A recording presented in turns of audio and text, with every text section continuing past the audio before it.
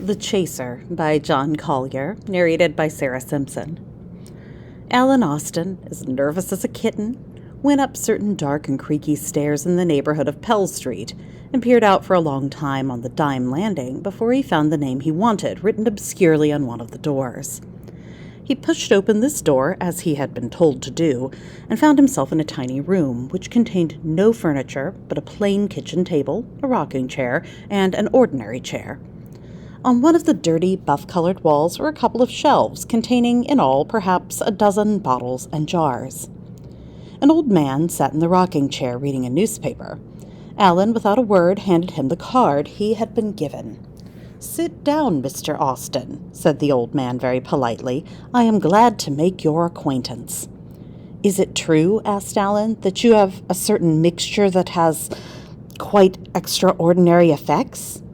"My dear sir," replied the old man, "my stock in trade is not very large. I don't deal in laxatives and teething mixtures, but such as it is varied. I think nothing I sell has effects which would be precisely described as ordinary." "Well, the fact is," began Alan. "Here, for example," interrupted the old man, reaching for a bottle from the shelf. "Here is a liquid as colorless as water, almost tasteless, quite imperceptible in coffee, wine, or any beverage. It is also quite imperceptible to any known method of autopsy." "Do you mean it is a poison?" cried Alan, very much horrified. "Call it a glove cleaner, if you like," said the old man indifferently. "Maybe it will clean gloves. I've never tried. One might call it a life cleaner. Lives need cleaning sometimes." "I want nothing of that sort," said Alan. "Probably it is just as well," said the old man. "Do you know the price of this? For 1 teaspoonful, which is sufficient, I asked $5,000, never less, not a penny less." "I hope all your mixtures are not as expensive," said Alan apprehensively. "Oh, dear no," said the old man. "It would be no good charging for that sort of price for a love potion, for example. Young people who need a love potion very seldom have $5,000. Otherwise, they would not need a love potion." "I'm glad to hear that," said Alan. "I look at it like this," said the old man.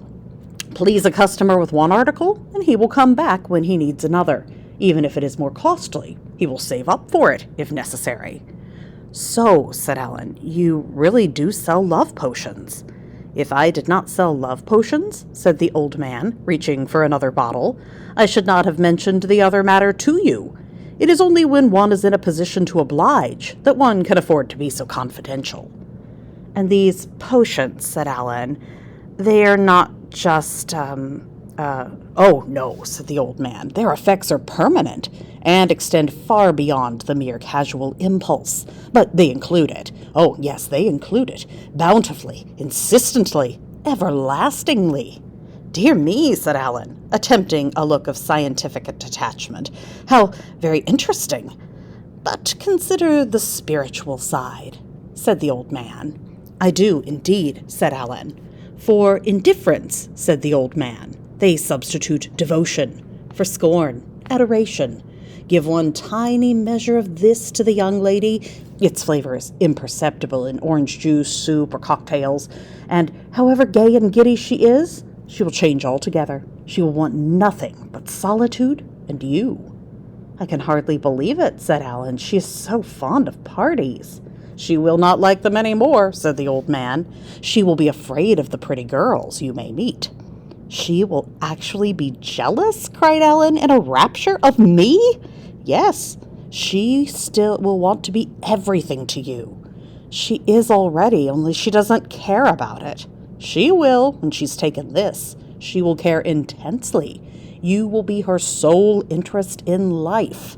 "Wonderful!" cried Alan. "She will want to know all you do," said the old man, "all that has happened to you during the day, every word of it. She will want to know what you are thinking about, why you smile suddenly, why you're looking sad." "That is love!" cried Alan. "Yes," said the old man. "How carefully she will look after you. She will never allow you to be tired, to sit in a draught, to neglect your food. If you're an hour late, she will be terrified. She will think you are killed, or that some siren has caught you." I can hardly imagine Diana like that, cried Alan, overwhelmed with joy. You will not have to use your imagination, said the old man. And by the way, since there are always sirens, if by any chance you should later on slip a little, you need not worry. She will forgive you in the end. She will be terribly hurt, of course, but she will forgive you in the end. That will not happen, said Alan fervently. Of course not, said the old man, but if it did, you need not worry. She would never divorce you. Oh, no. And, of course, she will never give you the very least grounds for uneasiness. And how much, said Alan, is this wonderful mixture? It is not as dear, said the old man, as the glove cleaner, or life cleaner, as I sometimes call it. No, that is $5,000, never a penny less. One has to be older than you are to indulge in that sort of thing. One has to save up for it.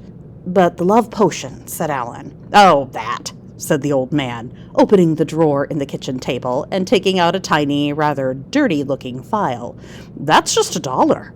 I can't tell you how grateful I am, said Alan, watching him fill it.